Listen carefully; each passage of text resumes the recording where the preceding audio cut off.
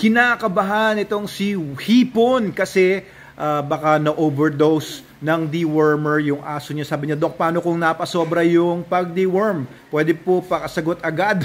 Kinakabahan na po kasi ako eh. Mukhang nasa emergency situation na si Hipon.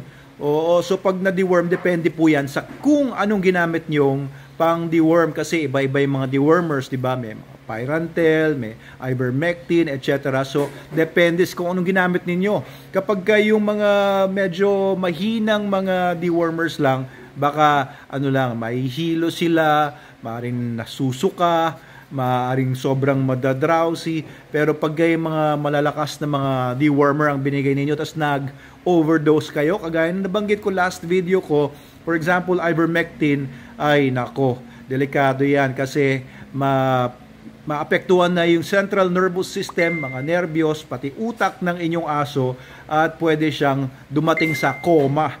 Ayan, bago dumating yung coma, ay minsan, kapag lumampas sa coma, tuldok yun.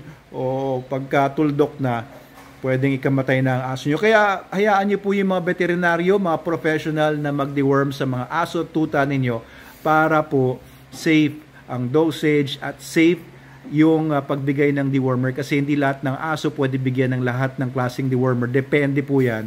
Kung may worms nga ba, kung walang worms, huwag nyo yung deworm. Sayang lang naman yung dewormer at saka sayang din yung, alam nyo yan, yung effect dun sa tuta or aso.